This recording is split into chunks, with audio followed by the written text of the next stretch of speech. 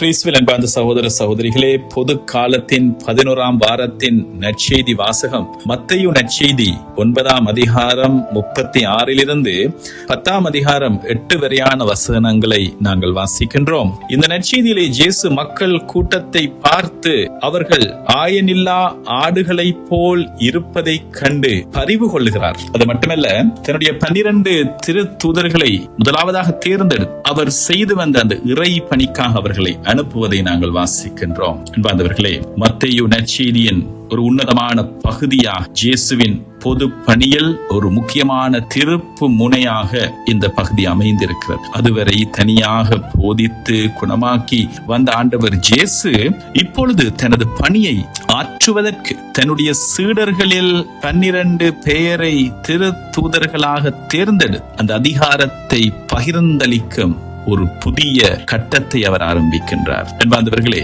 ஆண்டவர் இயேசு இந்த நற்செய்தி பகுதிக்கு முன்னர் இந்த அதிகாரத்திற்கு முந்தைய அதிகாரங்களில் மத்தேயு 5ஆம் அதிகாரத்திலிருந்து 7ஆம் அதிகாரம் வரை மலையுரையை ஆற்றுகின்றார். 8ஆம் அதிகாரத்திலிருந்து 9ஆம் அதிகாரம் வரை 10 அற்புதங்களை அவர் ஆற்றுகின்றார். இயேசுவினுடைய சொல்லும் செயலும் வல்லமை உடையதாக விவரிக்கப்படுகின்றன. இப்பொழுது திரண்டிருந்த மக்கள் கூட்டத்தை காணும் பொழுது இயேசு ஒரு பெரிய தேவையை உணர்கின்றார். அவர்கள் ஆயனில்லா ஆடுகளை போல் அலைக்கழிக்கப்பட்டு சோர்ந்து காணப்பட்டார்கள் என்கின்ற இந்த வரி பழைய ஏற்பாட்டின் எசேக்கியல் 34ஆம் அதிகாரத்தை நமக்கு நினைவூட்டுகின்றது. அன்றைய யூத ஆன்மீக தலைவர்கள் மக்களை கவனித்துக் கொள்ளாமல் தங்களின் சுயநலத்திற்காக அவர்களை பல்வேறு ரீதியாக சுரண்டி களைப்படைய செய்திருந்தார். ஆகவே இந்த மக்களுடைய நிலையை பார்த்த ஆண்டவர் இயேசு அவர்கள் மீது பரிவு கொண்டார். என்பவர்களை,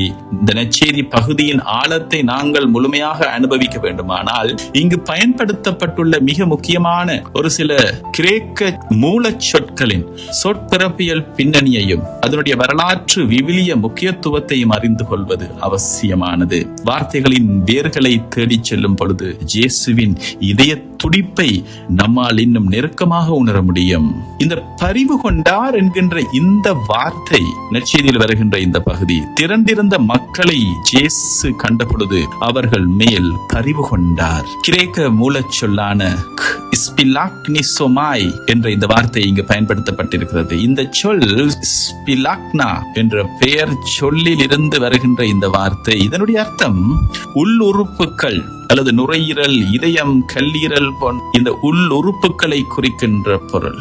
பழைய கிரேக்க கலாச்சாரத்தில் மனிதனின் மிக ஆழமான தீவிரமான உணர்ச்சிகள் அவனது வயிற்று பகுதியிலும் உள் உறுப்புகளிலும் தான் பிறக்கின்றன என்று நம்பினார்கள். நாம் கூட பல வேளைகளில் அதிர்ச்சியான உணர்ச்சிகரமான வேளையிலே அந்த வேதனை, அந்த உணர்ச்சி எங்களுடைய வயிற்றை கட் ஃபீலிங் என்று சொல்லக்கூடிய அந்த உணர்வு, அடி வயிற்றிலிருந்து எழுகின்ற ஆழமான ஒரு உணர்வு. அன்பர்களே, இயேசு கொண்ட பரிவு ஏதோ மேலோட்டமான ஒரு சாதாரண ஐயோ பாவம் என்கின்ற ஒரு சிம்பதி போன்ற அனுதாபம் போன்றது அல்ல. அது அவரது உடலின் ஆழமான உள்ளுறுப்புகளை உலுக்கிய ஒரு வேதனை. மக்களின் துன்பங்களை கண்டு அவரோடு சேர்ந்து அவரது முழு உடலும் ஆத்துமாவும் துடித்தது. நற்செய்திகளிலே இந்த சொல் மனிதர்களுக்கு பயன்படுத்தப்படவே இல்லை. இது இயேசுவுக்கு மட்டுமே பயன்படுத்தப்பட்டுள்ளது.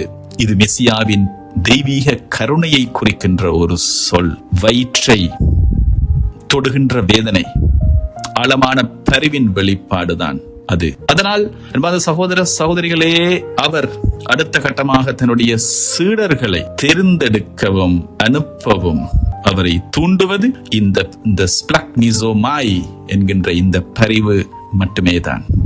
திரு தூதர் பெண் இருவரின் பெயர்கள் என்று சொல்லி கிரேக்க மூலச் சொல்லிலே அப்போஸ்தோலோஸ் என்கின்ற இந்த வார்த்தை அப்போ என்றால் தூரமாய், வெளியே என்கின்ற அர்த்தத்திலும், ஸ்டெல்லோ என்றால் ஒழுங்குபடுத்தி அனுப்புதல் என்ற 2 சொற்களின் கூட்டாக அப்போஸ்தோலோஸ் என்கின்ற இந்த வார்த்தை உருவாகி இருக்கிறது.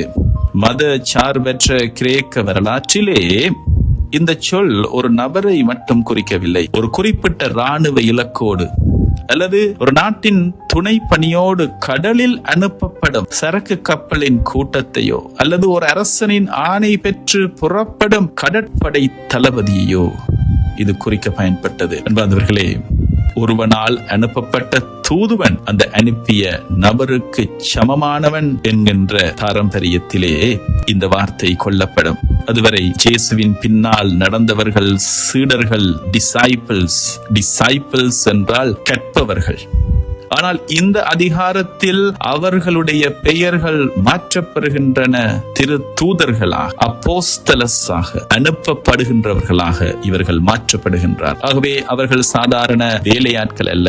அனுப்பிய அரசராகிய இயேசுவின் முழு அதிகாரமும் முத்திரையும் அடையாளமும் கொண்ட அதிகாரபூர்வ அம்பாசிடர்கள். அவர்கள் பேசுவது இயேசு பேசுவதற்கு சமம். அவர்கள் குணமாக்குவது இயேசு குணமாக்குவதற்கு சமம். இயேசு இந்த 12 அனுப்பிய பொழுது அப்போஸ்தலோ வெறுமனே ஒருவரை ஒரு இடத்திற்கு போ என்று சொல்வதற்கு பொதுவாக கிரேக்க மொழியிலே பெம்போ என்ற சொல் பயன்படும். ஆனால் இயேசு இங்கே அப்போஸ்தலோ என்ற சொல்லை பயன்படுத்துகிறார் என்று சொன்னால் இதற்கு ஒரு குறிப்பிட்ட நோக்கத்திற்காக சிறப்பான அதிகாரத்தோடு ஒரு தூதுவராக அனுப்பி வைக்கப்படுகின்றார்கள் என்கின்ற பொருள்படும். தந்தையாகிய இறைவன் மகனாகிய இயேசுவை இந்த உலகத்திற்கு அனுப்பியதை குறிக்க அப்போஸ்தலோ என்ற சொல்தான் பயன்படுத்தப்பட்டுள்ளது. யோவான் நற்செய்தி 3:17 உலகை மீட்கவே கடவுள் தம் மகனை உலகிற்கு அனுப்பினார் என்ற பகுதியிலே. இப்பொழுது அதே வார்த்தையை இயேசு ஆண்டவர் தன் சீடர்களுக்கும் பயன்படுத்துகின்றார். இதன் மூலமாக தந்தையாகிய இறைவன் என்னை உலகிற்கு அனுப்பியது போல நானும் உங்களை அதிகாரத்தோடு உலகத்திற்குள் அனுப்புகின்றேன் என்ற உன்னத தெய்வீக பணியின் தொடர்ச்சியை இயேசு ஆண்டவர் இங்கே நிலைநாட்டுகின்றார். அன்பார்ந்தவர்களே, இந்த சொற்களை நாங்கள் ஒன்றாக இணைத்து பார்த்தால் இந்த ஞாயிற்றுக்கிழமை நாங்கள் வாசிக்கின்ற இந்த நற்செய்தியின் கட்டமைப்பு எவ்வளவு அழகாக மாறுகிறது என்று பாருங்கள். இந்த நற்செய்தியினுடைய தொடக்கம் இயேசுவின் ஆழமான உள்ளுறுப்புகளை உலுக்குகின்ற அந்த பரிவின் துடிப்பு, அங்கிருந்து ஆரம்பமாகின்ற அந்த பரிவின் விளைவாக சாதாரண மனிதர்களை தன் சொந்த அதிகாரபூர்வ பிரதிநிதிகளாக மாற்றுகின்றார். அவர்களை தன் சொந்த தூதுரை பணியை தொடர உலகெங்கும் அதிகாரத்தோடு அவர் அனுப்புகின்றார். என்பவர்களை இயேசுவின் பரிவு என்பது வெறும் கண்ணீரோடு முடிந்து விடுவதில்லை. அது சீடர்களை அனுப்பும் அதிகார பணியாக மாறுகிறது. இன்று நாமும் திருச்சபையாக உலகிற்கு அனுப்பப்படும் பொழுது கிறிஸ்துவின் இதே வேதனையை உணர்கின்ற அந்த பரிவை சுமந்துதான் உலகிற்கு செல்ல வேண்டும். அன்பார்ந்தவர்களே, இயேசுவினுடைய இதயத்தையும் அவரது தெய்வீக திட்டத்தையும் மிக ஆழமாக படம் பிடித்து காட்டுகின்ற ஒரு உன்னத பகுதியான இந்த நற்செய்தி பகுதியை நாங்கள் தொடர்ந்து ஆராயும் பொழுது இயேசுவினுடைய மனநிலை எப்படி இருந்தது என்பதை நாங்கள் புரிந்து கொள்ளலாம். இயேசு மக்களை பார்த்த பொழுது அவர்கள் ஆயனில்லா ஆடுகள் போல் இருக்க காண்கின்றார். இயேசு கண்ட அந்த அவலமான அந்த நிலை ஏதோ உடல் அளவில் மட்டும் கலைத்து போய் அவர்கள் இருக்கவில்லை. அவர்களின் வாழ்வு, அவர்களுடைய ஆன்மா சிதைந்து போயிருந்தது. அலைக்கழிக்கப்பட்டு சோர்ந்து காணப்பட்டார்கள் என்ற அந்த அர்த்தத்தில் வருகின்ற வார்த்தைகள் இங்கே பயன்படுத்தப்பட்டிருக்கின்றன. இந்த கிரேக்க சொற்கள் மிக கொடூரமான ஒரு காட்சியை நம் முன்னே நிறுத்துகின்றன. அலைக்கழிக்கப்பட்டு, இந்த சொல்லினுடைய வேர்பொருள் தோல் உரிக்கப்பட்ட, ஸ்கைமெனோய், அலைக்கழிக்கப்பட்டு என்பதற்காக பயன்படுத்தப்பட்ட ஸ்கைமெனோய் என்ற இந்த வார்த்தை தோல் உரிக்கப்பட்ட அல்லது மிருகங்களால் கடித்து குதறப்பட்ட என்பதற்கு ஒப்பான ஒரு வார்த்தை. ஒரு நரியோ ஓனாயோ ஒரு ஆட்டு மந்தைக்குள் புகுந்து ஆடுகளை கடித்து குதறி அவற்றின் தோலை கிழித்து போட்டால் ஆடுகள் எப்படி இருக்குமோ அப்படியே மக்கள் இருந்தார்கள். அது மட்டுமல்ல, அவர்கள் சோர்ந்து காணப்பட்டார்கள். இதற்காக பயன்படுத்தப்பட்ட அந்த வார்த்தை அடிபட்டு இனிமேல் எழவே முடியாது என்ற நிலையில் தரைய தூக்கி எறியப்பட்டு கிடப்பது என்பது பொருள். இது யாருடைய தவறு? ஆடுகளுக்கு இந்த நிலை வர காரணம் ஓநாய்கள் மட்டுமல்ல, நல்ல ஆயர்கள் இல்லாததுதான் பிரதான காரணம். பழைய ஏற்பாட்டிலே எசேக்கியேல் நூலிலே 34வது அதிகாரத்திலே ஆண்டவராகிய கடவுள் அன்றைய தலைவர்களை கடிந்து கொள்ளுகின்றார்.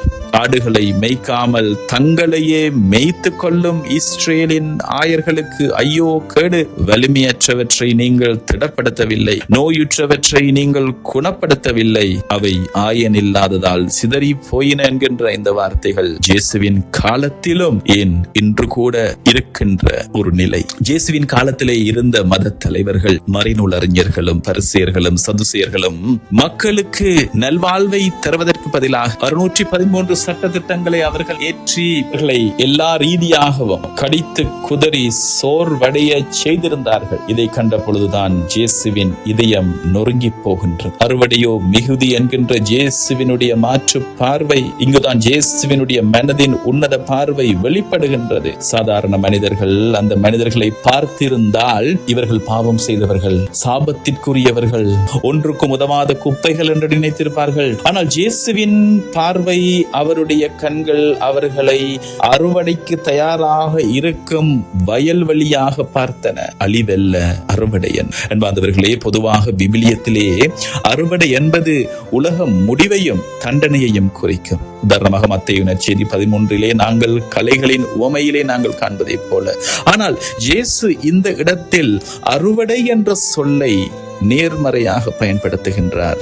மக்கள் தலைவர்களால் கைவிடப்பட்டிருக்கலாம், ஆனால் அவர்கள் இறைவனுடைய வார்த்தையை ஏற்றுக்கொள்ளும் பக்குவத்தில் அறுவடைக்கு தயாராக முதிர்ந்திருக்கும் கதிர்களை போல் இருக்கின்றார்கள் என்பதை இயேசு ஆண்டவர் உணர்கின்றார். ஆன்மீக பசி உள்ள இடத்தில் தான் அறுவடை அதிகம். மக்கள் தாகத்தோடு இருந்தார்கள், தாகத்தோடு இருக்கின்றார்கள், ஆனால் அவர்களுக்கு பகிர்ந்தளிக்க ஆள் இல்லை. மக்கள் தாகத்தோடும் பசியோடும் இருக்கின்றார்கள், ஆனால் அவர்களுக்கு பகிர்ந்தளிக்க ஆளில்லாத நிலையை ஆண்டவர் காண்கிறார். ஆகவேதான் உரிமையாளரிடம் மன்றாடுங்கள் என்று இயேசுவின் உள்ளம் ஒரு ஆன்மீக தீர்வை தருகின்றார். இவ்வளவு பெரிய ஆன்மீக தேவையை கண்ட இயேசு ஆண்டவர் உடனே ஒரு சிறிய திட்டத்தை அவர் தீட்டவில்லை, மாறாக அவர் செபிக்க கட்டளையிடுகின்றார். இது இயேசுவினுடைய மனநிலை எவ்வாறு வெளிப்படுகிறது என்று சொல்லி நாங்கள் பார்த்தால், அறுவடையின் உரிமையாளர் என்று சொல்லி தந்தையாகிய இறைவனுடையது. ஆகவே அவரே உரிமையாளர், அவரிடமிருந்தே வேலையாட்கள் புறப்பட வேண்டும். அனுப்பும்படி என்று தமிழிலே மென்மையாக மொழிபெயர்க்கப்பட்டுள்ள இந்த கிரேக்க சொல் எக்பாலே என்பதாக. இதனுடைய அர்த்தம் வலுக்கட்டாயமாக வெளியே தள்ளுவது, to drive out, to thrust out என்பது பொருள். இயேசு பேய்களை ஓட்டினார் என்று சொல்வதற்கும் இந்த எக்பாலே என்ற சொல் தான் பயன்படுத்தப்பட்டிருக்கிறது. ஆகவே அனுப்பும்படி, வலுக்கட்டாயமாக அனுப்பும்படி. சீடர்கள் சும்மா ஆசைக்காகவோ பொழுதுபோக்குக்காகவோ இறை பணிக்கு வர முடியாது. கிறிஸ்தவ பணியாற்ற முன்னே வருகின்றவர்கள் ஒரு சாதாரண சிறிய ஆசையோடு, ஒரு சிறிய ஆசைக்காகவோ பொழுதுபோக்கிற்காகவோ இறை பணியை ஆற்ற வர முடியாது. வயலில் கதிர்கள் முற்றி அழியும் நிலையில் இருக்கும் பொழுது ஒரு விவசாயி தன் வீட்டில் தூங்கிக் கொண்டிருக்கும் வேலையாட்களுடைய கைகளை பிடித்து இழுத்து சீக்கிரமாக வயலுக்கு போ, நேரமில்லை என்று வற்புறுத்தி தள்ளுவதை போல் தந்தையாகிய கடவுள் தன் ஊழியர்களை தன் தெய்வீக ஆவியால் உந்தித் தள்ள வேண்டும் என்று இயேசு கேட்கின்றார். அந்த பணியின் அவசரத்தை, ஏர்ஜென்சியை இந்த சொல் காட்டி நிற்கின்றது. அன்பார்ந்தவர்களே, இந்த பகுதியிலே இருக்கக்கூடிய ஒரு அழகான, ஒரு உன்னதமான ஆன்மீக முரண்பாடு, the beautiful irony எதுவென்று சொன்னார், இந்த அதிகாரத்திலே தன் சீடர்களிடம் வேலையாட்களை அனுப்பும்படி அறுவடையின் உரிமையாளரிடம் மன்றாடுங்கள் என்று செபிக்க சொல்றார். அவர்கள் செபித்து முடித்த அடுத்த வினாடியே அதிகாரம் 10 முதலாவது வசனத்திலே இயேசு அந்த பெண் இருவரையுமே அழைத்து, நீங்களே அந்த வேலையாட்கள், நீங்களே புறப்பட்டு செல்லுங்கள் என்று அவர்களை அனுப்புகின்றார். அன்பார்ந்தவர்களே, இன்று நாங்கள் வாழுகின்ற தற்போதைய யதார்த்தமான வேதனை மிக்க சூழ்நிலைகள் பெருகி இருக்கக்கூடிய இந்த காலத்திலே இந்த நற்செய்தியை நாங்கள் பொருத்தி பார்க்கும் பொழுது இயேசுவின் வார்த்தைகள் எவ்வளவு ஆழமானவை என்பது, அவை எவ்வளவு தூரம் நமக்கானவை என்பதும் இன்னும் உரைப்பாக விளங்குகிறது. பொருளாதார நெருக்கடி ஒரு பக்கம், அரசியல் குழப்பங்களின் ஒரு பக்கம், குடும்பங்களை சிதைக்கும் தீமைகளும், பல்வேறு விதமான தீமையின் வெளிப்பாடுகளும், எதிர்காலம் என்னவென்று தெரியாமல், திக்கு தெரியாமல் போராட்டத்திலே நிற்கின்ற எங்களுடைய பிள்ளைகள் என்று நாட்டு மக்களின் ஒட்டுமொத்த நிலையை அப்படியே பிரதிபலிக்கின்ற ஒரு கண்ணாடியாக தான் இந்த நற்செய்தி வாசகம் இருக்கிறது. அன்று கலிலேய மக்களை பார்த்த இயேசு இன்று நம் நாட்டின் மக்களையும் பார்த்து, உங்களையும் என்னையும் பார்த்து இன்று எங்களுடைய வாழ்வையும் விவரிக்கின்றன. தோல் உரிக்கப்பட்ட மக்களாக, அலைக்கழிக்கப்பட்ட சில பல வருடங்களாக நாங்கள் அனுபவித்து வரக்கூடிய இந்த பொருளாதார சுமைகள், அரசியல் ஸ்திரமில்லா நிலைகள், எதிர்காலம் பற்றிய குழப்பங்கள், மக்களின் வாழ்வாதாரத்தையே தோல் உரிப்பதை போல் கிழித்துவிட்ட நிலை, அன்றாட உணவிற்காகவும் மருந்திற்காகவும் மக்கள் படுகின்ற அவதி சாதாரணமானது அல்ல. தரையிலே தூக்கி எறியப்பட்ட நிலையிலே சோர்ந்து போய் எரிமெனோய், இனிமேல் இந்த நாட்டில் வாழவே முடியாது, எழவே முடியாது என்ற விரக்தியில் எதிர்கால கனவுகள் யாவும் சிதைந்து போய் எங்கு செல்வது என்று தெரியாமல் தவிக்க நமது இளைஞர்களின் திக்கு தெரியாத நிலைதான் இந்த எழ முடியாமல் தூக்கி எறியப்பட்ட நிலை. நம் மக்கள் ஏன் இந்த நிலைக்கு தள்ளப்பட்டார்கள்? அன்று போலவே இன்றும் தங்களை மட்டுமே மேய்த்து கொள்ளும் சுயநலம் மிக்க பொறுப்பற்ற அரசியல் மற்றும் சமூக தலைவர்கள், சில வேளைகளிலே மத தலைவர்களும் இதற்கு காரணமாக இருக்கின்றார்கள். தலைவர்கள் வழிகாட்ட தவறும் பொழுது மந்தை சிதறி போகிறது. தீய சக்திகளும் தீமையான விடயங்களும் நம்மையும் நம் குடும்பங்களையும் குடும்ப உறவுகளையும் கடித்து குதறுகின்றன. இப்படிப்பட்ட இருண்ட சூழ்நிலையை கண்டு இயேசு நம்மை எப்படி கணிக்கின்றார்? உங்களோடு சேர்ந்து குடல் துடிக்கும் இயேசுவை ஆண்டவர் இயேசு நம்மை பார்த்து, உங்கள் பாவத்தால் தான் உங்களுக்கு இந்த தண்டனை என்று விரல் நீட்டவில்லை, மாறாக உங்களது கவலையை கண்டு, நிலையை கண்டு, உங்கள் குடும்பங்களின் கண்ணீரை கண்டு அவரது உள்ளம் அறிவினால் துடிக்கின்றது. நாங்கள் படும் கஷ்டங்களில் அவர் தூரமாக இருக்கும் கடவுள் அல்ல. வரிசையில் நின்று களைத்து போகும் மக்களின் மத்தியில், பிள்ளைகளின் கல்விக்காக ஏங்கும் பெற்றோரின் இதய துடிப்பிலும், நோயுற்றவர்கள் மருந்து வாங்க முடியாமல் தவிக்கும் அந்த பிள்ளைகளுடைய தவிப்பிலும் அவரை உங்களோடு சேர்ந்து வேதனைப்படுகின்றார். மிக முக்கியமாக என் அன்பார்ந்த சகோதர சகோதரிகளே, இந்த சூழலை ஒரு சாபம் என்று பார்க்கும் பொழுது இயேசு இதை ஒரு அறுவடை காலம் என்று பார்ப்பதாக நாங்கள் நினைத்துக் கொள்ளலாம். பொருளாதாரம் நன்றாக இருக்கும் பொழுதுதான் மனிதன் தன் சொந்த பலத்தை நம்பினான். ஆனால் எல்லாமே சரிந்து விழும் பொழுது மனிதன் உண்மையான ஆன்மீக தாகத்தோடு இறைவனை தேடத் தொடங்குகின்றார். இக்கட்டான இந்த சூழலில் தான் மக்கள் மத்தியில் போலி பெருமைகளை துறந்து கடவுளிடம் திரும்புவதற்கும் பக்குவப்பட்ட ஒரு அறுவடை நிலமாக நம் நாடு மாறி இருக்கிறது என்று இயேசு பார்க்கின்றார். அன்பார்ந்தவர்களே, இந்த வேளையில் நாங்கள் செய்ய வேண்டியது என்ன? முதலாவதாக ஆண்டவர் இயேசு சொல்வதை போல அறுவடையின் உரிமையாளரிடம் மன்றாடுங்கள் என்பதை நாம் நம்முடைய நாட்டிற்காகவும், நம் குடும்பங்களுக்காகவும், நம்முடைய பிள்ளைகளுக்காகவும், நம்முடைய பாதுகாப்பிற்காகவும் இறைவனை இரக்கமாக பிடித்து ஜெபிக்க வேண்டும். அது மட்டுமல்ல அன்பார்ந்த சகோதர சகோதரிகளே, இந்த தருணத்தில் தான் ஆண்டவர் இயேசு தம் சீடர்களை வெறும் ஊழியர்களாக அனுப்பவில்லை, மாறாக அதிகாரபூர்வ பிரதிநிதிகளாக, தன்னுடைய பணியை பகிர்ந்து கொள்ளும் அவருடைய அதிகாரபூர்வ பிரதிநிதிகளாக எம்மை அனுப்புகின்றார். அன்பார்ந்தவர்களே, இந்த அனுப்பப்பட்டவர்கள் யார் என்று சொல்லி நாங்கள் தியானிக்கும் பொழுது தகுதியானவர்களை அவர் தேர்ந்தெடுப்பதில்லை, மாறாக தேர்ந்தெடுத்தவர்களை அவர் தகுதியாக்குகின்றார். இந்த 12 பேருடைய பெயர் பட்டியலை ஆழமாக பார்த்தால் அங்கே ஒரு பெரும் மனித பலவீனங்களின் தொகுப்பை காணலாம். முதன்மையான பேதுரு இயேசுவை மறுதலிக்க போகின்றவர். யாக்கோப்பும் யோவானும் பதவியாசை பிடித்து இடியடி என்று கோபப்படுகின்றவர்கள். தோமா எதையும் சந்தேக கண்கொண்டு பார்ப்பவர். வரி தண்டுபவரான மத்தேயு தன் சொந்த நாட்டையே காட்டி கொடுத்து ரோமியர்களிடம் காசு வாங்கிய துரோகி. தீவிரவாதியாயிருந்த சீமோன் ரோமை அரசை ஆயுதமேந்தி அழிக்க நினைத்த தீவிர தேசியவாதி. யூதாஸ் இஸ்கரியோத் இயேசுவை காட்டி கொடுத்தவர். அனைத்து சீடர்களும் ஆண்டவர் இயேசுவை கைவிட்டு சென்றவர்கள். ஆகவே இயேசு ஒரு பரிசுத்தவான்களின் கூட்டத்தை தேர்ந்தெடுக்கவில்லை, தகுதியானவர்களை தேர்ந்தெடுக்க, அரசியல் ரீதியாகவும் குணாதிசய ரீதியாகவும் ஒன்றுக்கொன்று முரணான பாவக்கரையுள்ள மனிதர்களை தான் அவர் தேர்ந்தெடுக்கிறார். நான் பலவீனமானவன், என்னால் என்ன செய்ய முடியும் என்று நாம் சோர்ந்து விடக்கூடாது. இன்று முன்னே இருக்கின்ற பல குழப்பங்களை கண்டு நமது தகுதியின்மையை பார்த்து இயேசு நம்மை ஒதுக்குவதில்லை. அவர் நம்மை தகுதியாக்கி தன் அதிகாரத்தை தர காத்திருக்கின்றார். அடுத்ததாக என்பது சகோதர சகோதரிகளே, அதிகாரம் என்பது அடக்குமுறை அல்ல, அது தீமைகளை அழிக்கும் வல்லமை. உலகத் தலைவர்கள் தங்களுக்கு அதிகாரம் கிடைத்தால் அதை வைத்து மற்றவர்களை அடக்கி ஆளவும் தங்களை உயர்த்தி கொள்ளவும் பார்ப்பார்கள். ஆனால் இயேசு தன் சீடர்களுக்கு கொடுத்த அதிகாரத்தின் வடிவம் முற்றிலும் மாறுபட்டது. தீய ஆவிகளை ஓட்டவும் நோய் நொடிகளை குணமாக்கவும் அவர்களுக்கு அதிகாரம் அளிக்கின்றார். இயேசுவின் அதிகாரம் பணிவிடை செய்வதற்கான அதிகாரம். பல்வேறு சீரழிவுகளால் நொந்து போயிருக்கும் நம் மக்களின் காயங்களை குணமாக்கவும், பல்வேறு விதமான தீயவனுடைய பிடிகளிலே நொந்து போயிருக்கின்ற, தீயவனுடைய பிடிகளிலே பிடிக்கப்பட்டிருக்கின்ற நம் மக்களை, அந்த தீயவனுடைய அந்த பேய்களை ஓட்ட இந்த அதிகாரம் நமக்கு தரப்பட்டுள்ளது. அன்பார்ந்தவர்களே, இந்த பகுதியின் சிகரமான வார்த்தைகள் இவைதான். கொடையாக பெற்றீர்கள், கொடையாகவே வழங்குங்கள். சீடர்கள் பெற்ற அந்த வல்லமை அவர்களது திறமையால் வந்தது அல்ல, அது இயேசுவின் இலவசமான கொடை.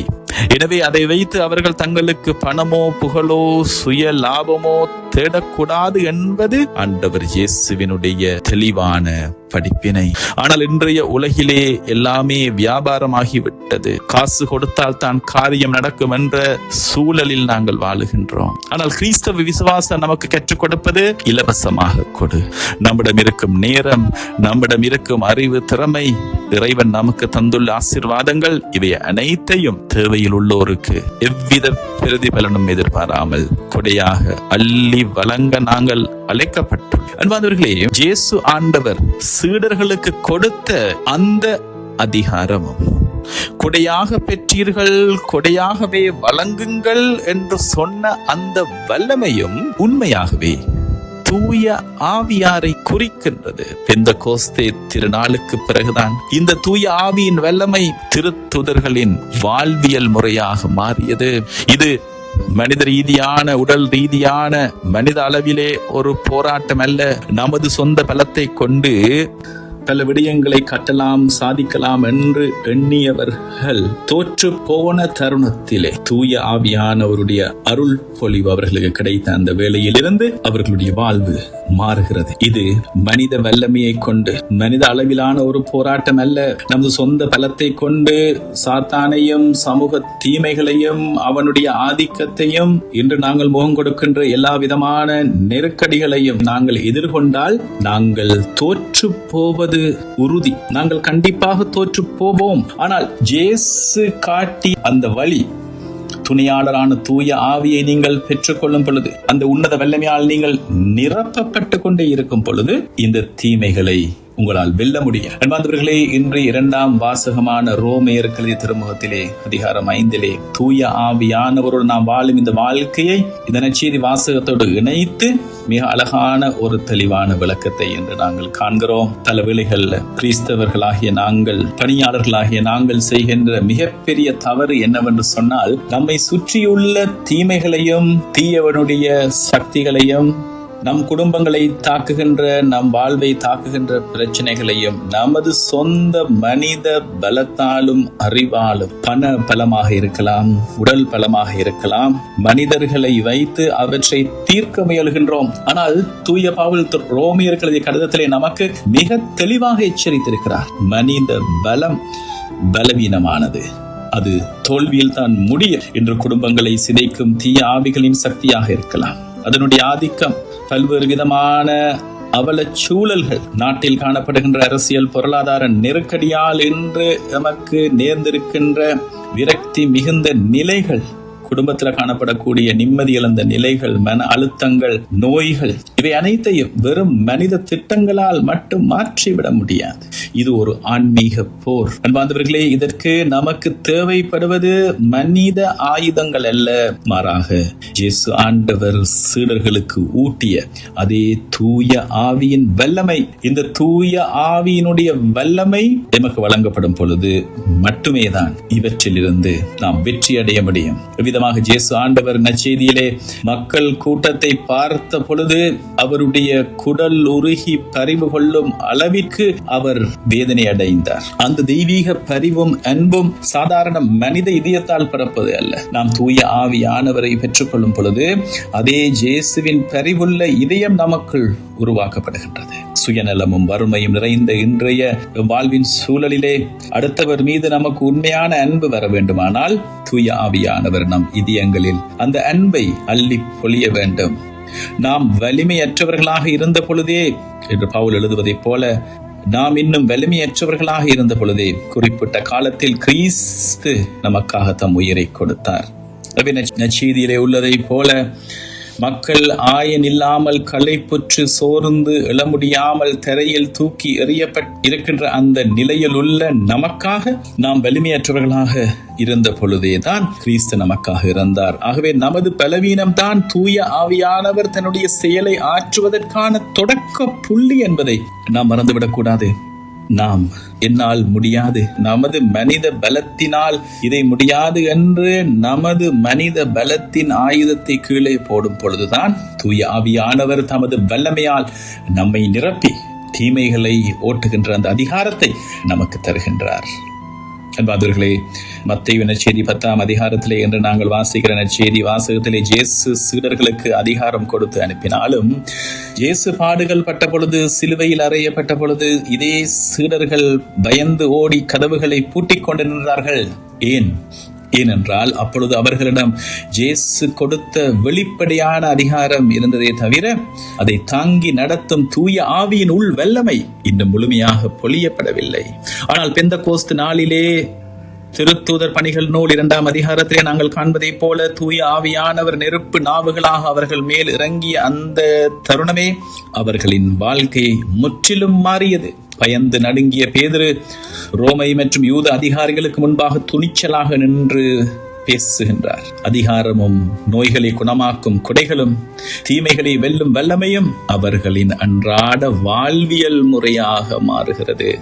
இயேசு சொன்ன அதே வார்த்தை, கொடையாக பெற்றீர்கள், ஆகவே கொடையாக வழங்குங்கள். இந்த தூய ஆவியானவர் என்ற உன்னத கொடையை இலவசமாக பெற்ற திருத்தூதர்கள் தங்கள் உயிரையே தியாகம் செய்து அந்த நற்செய்தியை உலகம் முழுவதும் இலவசமாக கொண்டு சேர்த்தார்கள். என்பவர்களே, நாம் நம் மனித வல்லமையை மட்டும் பிடித்துக் கொண்டு அதை நம்பிக்கொண்டு எங்கள் வாழ்வின் போராட்டங்களை நடத்துவதை விட்டுவிட்டு தூய ஆவியானவரால் நிரப்பப்படும் போது எங்களுடைய வாழ்வு வேறொரு பரிமாணத்திற்கு வல்லமையின் பரிமாணமாக எங்கள் வாழ்வு மாறும். என்பவர்களே, இறை பணியில் இருக்கின்ற குருக்களுக்கும் இறை பணியாளர்களுக்கும் இறைவனால் பணியாற்ற தெரிவு செய்யப்பட்டிருக்கின்ற ஒவ்வொருவருக்கும் இன்றைய நாளின் வாசகங்கள் ஒரு மிக உன்னதமான பணிக்கான ரகசியத்தை கற்றுத்தருகிறது. இன்றைய நற்செய்தியிலே இயேசு 12 திருத்தூதர்களை அனுப்பும் பொழுது அவர்களுக்கு கற்றுக் கொடுத்த அந்த உக்திதான் இது. இன்று எங்களுடைய வாழ்விலே தீயவனுடைய ஆதிக்கத்தால் சிதைந்து போயிருக்கின்ற குடும்பங்களாக இருக்கலாம், மனித வாழ்வாக இருக்கலாம், திக்கு தெரியாமல் தவிக்கின்ற இளைஞர்களாக பிள்ளைகளாக இருக்கலாம்.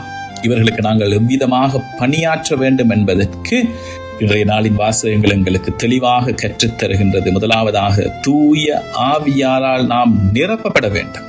அதிலிருந்து பிறக்கின்ற தெய்வீக அதிகாரத்தோடு நாங்கள் எங்கள் பணியை ஆற்ற வேண்டும். ஒரு இறை பணியாளர், ஒரு குரு செய்யக்கூடிய மிகப்பெரிய தவறு என்னவென்றால், தன்னுடைய வல்லமையின் மீது, தன்னுடைய மேலாண்மை திறமையால், தன்னுடைய சிறந்த பேச்சாற்றலால், சமூக செயல்பாடுகளால் சாத்தானின் கோட்டைகளை தகர்த்து விடலாம் என்று நினைப்பதுதான் அவர் செய்யக்கூடிய மிகப்பெரிய தவறு. இவை யாவும் மனித மட்டத்திலே இயங்குவதற்கு சமமான தூய ஆவியானவர் இல்லாத குருத்துவம், ஆத்துவம் இல்லாத சடலம் போன்ற ஆவியானவரால் நிரப்பப்பட ஒரு குரு என்ன செய்ய வேண்டும் என்று சொன்னால், மறைவான சிவ வாழ்க்கை. இயேசு சீடர்களை அனுப்புவதற்கு முன் அவர்களை தம்மிடம் வரவழைத்தார். இயேசுவோடு தனிமையாக நேரம் செலவழிக்காத ஒரு குரு உலகத்திற்கு செல்லும் பொழுது வெறும் வறட்சியையே கொண்டு செல்வார். நற்கருணை ஆராதனையிலும் தனிச்செபத்திலும் திருச்செபமாலையிலும் நாம் நம்மை வெறுமையாக்கும் போதுதான் தூய ஆவியானவரால் நம்மை நிரப்ப முடியும். நாம் தூய ஆவியானவரால் நிரப்பப்படும் பொழுது மட்டும் தான் இயேசுவினுடைய அதே பரிவு, அந்த பரிவினுடைய வேதனை, மக்கள் கஷ்டங்களை கண்டு ஒரு குருவின் இதயம் வேதனைப்பட வேண்டும் என்றால் அவருக்குள் ஆவியானவருடைய இதயம் துடிக்க வேண்டும். மக்களின் துயரத்தை தன் துயரமாக மாற்றும் குருவே ஆவியானவரால் நிரப்பப்பட்டவர். மறைபணியாளர்கள் குருக்களுக்கான ஒரு எச்சரிக்கை: நாம் ஆவியானவரால் நிரப்பப்படாவிட்டால் தீயவன் சாத்தான் நம்மை மிகவும் எளிதாக களைப்படைய செய்து விடுவான். நாம் இலகுவாக எரிந்து சாம்பலாகி விடுவோம்.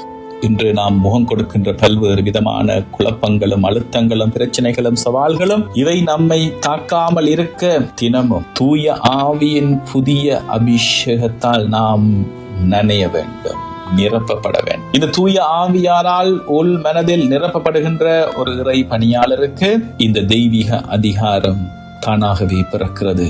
இந்த அதிகாரம் அவருடைய இல்லத்திலே அமர்ந்து ஆணை பிறப்பிக்கும் அதிகார தோரணை அல்ல, இது சாத்தானை நடுங்க வைக்கின்ற ஆவிக்குரிய வல்லமை. இந்த அதிகாரம் அந்த குருவின் வார்த்தையில், அந்த அதிகாரத்தால் அந்த ஆவியால் நிரப்பப்பட்ட ஒரு இறை பணியாளர், ஒரு குரு மறையுரை ஆற்றும் பொழுது அவரது வார்த்தைகள் மக்களின் இதயங்களை அவை திற. அது வெறும் தத்துவ பேச்சாக இருக்காது.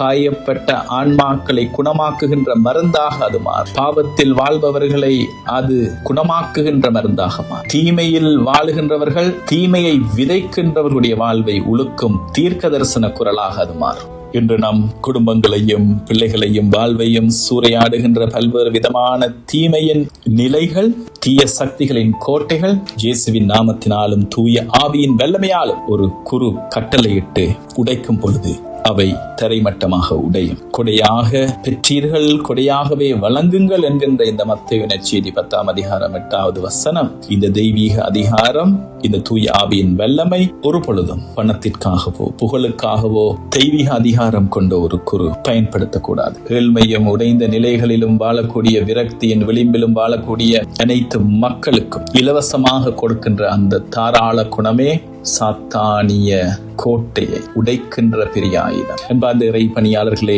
ஆகவே இன்றைய சூழலிலே, இன்றைய சமூகம் நம்மிடம் எதிர்பார்ப்பது தூய ஆவியாரால் நிரப்பப்பட்ட தீயவனின் அதிகாரத்தை முறையடிக்கும் உன்னத திருத்துதர்களை. நாம் அந்த பெந்தகோஸ்த் அறைக்குள் திரும்புவோம், பாவ அறிக்கைக்கு செல்வோம், நமது பலவீனங்களை இயேசுவின் பாதத்தில் வைப்போம். இறைவனுடைய இரக்கம் கடந்து வருகின்ற ஒரு ஊடகமாக நாங்கள் மாறும். அவரிடமிருந்து பெறுகின்ற அந்த ஆவியின் வல்லமையை பெற்றுக்கொள்வோம். நாம் பலிபீடத்திற்கு செல்லும் பொழுது மக்களுடைய பாரங்களை சுமந்து நாங்கள் ஆண்டவரிடம் ஒப்பு கொடுப்போம். சாத்தான் நம்மை பார்த்து நடுங்க வேண்டும். அந்த பலிபீடத்திலிருந்து நாங்கள் உலகிற்கு செல்லும் பொழுது தூய்மையான குருவையும் எனக்கு தெரியும் என்று அவன் அலறியோட வேண்டும்.